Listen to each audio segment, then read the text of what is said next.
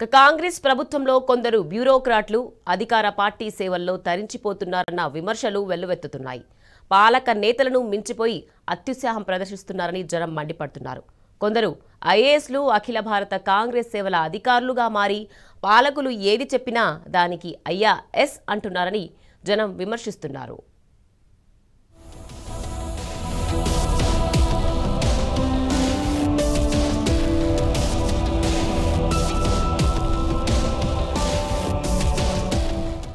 రాష్ట్రంలో పలువురు బ్యూరోక్రాట్లు తమ హోదా పరిధి మర్చిపోయి అధికార పార్టీ సేవల్లో తరిస్తున్నారా?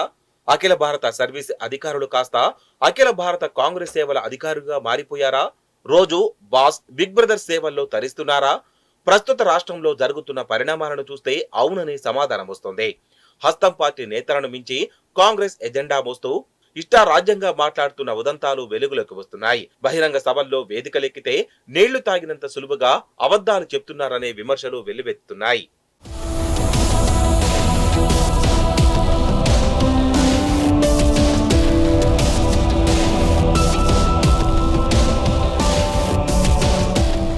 పౌర సరఫరాల శాఖ కమిషనర్ డిఎస్ చౌహాన్ ఇటీవల చేసిన వ్యాఖ్యలు తీవ్ర దుమారం రేపాయి. ఇటీవల హైదరాబాద్ లో జరిగిన రేషన్ కార్డుల పంపిణీలో కాంగ్రెస్ కండువా వేసుకోవడం ఒక్కటే తక్కువ అన్నట్లు వ్యవహరించారని విమర్శలు వచ్చాయి. వాస్తవానికి 2016 నుంచి 2023 వరకు నాటి బీఆర్ఎస్ ప్రభుత్వం 6.48 లక్షల రేషన్ కార్డులు ఇచ్చింది. అయినా ఏమీ ఇవ్వలేదని పబ్లిక్ సర్వెంట్ అయిన డిఎస్ చౌహాన్ అబద్ధాలు ప్రకటించడంపై తీవ్ర విమర్శలు వెల్లువెత్తుతున్నాయి. చౌహాన్ రాజకీయ నేత తరహాలో మాట్లాడి ఐపీఎస్ల పరువు తీశారని ఆరోపిస్తున్నారు. ముఖ్య నేత ఉద్దేశపూర్వకంగానే ఆయన్ను ఈ శాఖలోకి పంపించారని, అందుకే ఈ వ్యాఖ్యలు చేశారని చర్చ జరుగుతోంది. ఇటీవల 1100 కోట్ల అవినీతి జరిగిందన్న ఆరోపణలు ఉన్న నేపథ్యంలో సూత్రధారులు పాత్రధారులపై శోధిస్తున్నట్లు ప్రచారం జరుగుతోంది. ఆ గుట్టు బయటపడితే ముఖ్య నేతకు రాజకీయంగా ఎదురు లేకుండా పోతుందనే రహస్య మంత్రంగా నడిపిస్తున్నట్లు కాంగ్రెస్ వర్గాలు చెబుతున్నాయి.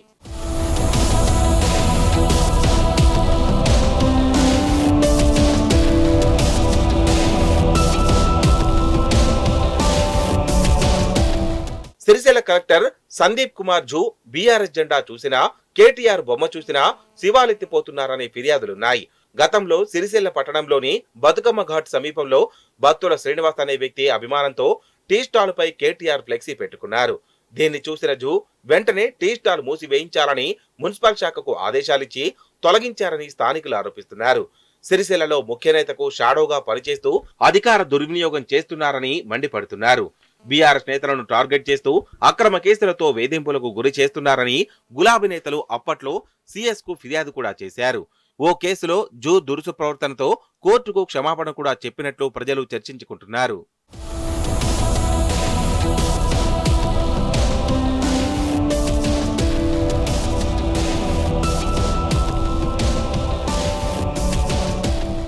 దక్షిణ తెలంగాణ జిల్లాకు చెందిన మహిళా బ్యూరోక్రాట్ వ్యవహారం ఇప్పుడు ప్రభుత్వ వర్గాల్లో హాట్ టాపిక్. మహబూబ్ నగర్ లో వర్షంలో కురిస్తే హైదరాబాద్ లో సెక్రటేరియట్ కు ముఖ్య నేతగా గొడుగు పడుతున్నట్లుగా ఆమె ప్రవర్తిస్తోందని చెప్పుకుంటున్నారు.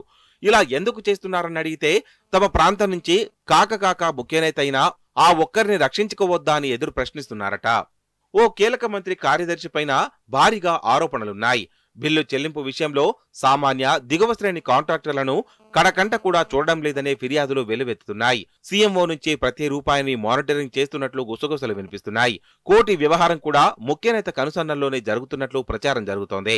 ఆఖరుకు మంత్రి సిఫార్సు చేసిన బిల్లుల చెల్లింపు, ఇతర లావాదేవీలను కూడా ముఖ్య నేత సన్నిహితుని దృష్టికి తీసుకెళ్లి ఆయన చేయమంటేనే చేస్తున్నట్లు సచివాలయ వర్గాలు చెబుతున్నాయి. అధికార పార్టీకి చెందిన ఎమ్మెల్యేలకు ప్రతి నెలా చేస్తున్న 5 కోట్ల కాంట్రాక్ట్ పెండింగ్ బిల్లుల వ్యవహారం కూడా ముఖ్య నేత సన్నిహితుడు చెప్తేనే క్లియర్ అవుతున్నట్లు విశ్వసనీయ వర్గాల సమాచారం. సదరు కార్యదర్శి వ్యవహారంపై మంత్రితో పాటు చిన్న కాంట్రాక్టర్లు, గ్రామాభివృద్ధి పనులు చేసుకున్న మాజీ సర్పంచులు, మాజీ ఎంపీటీసీలు ఆందోళన వ్యక్తం చేస్తున్నారట.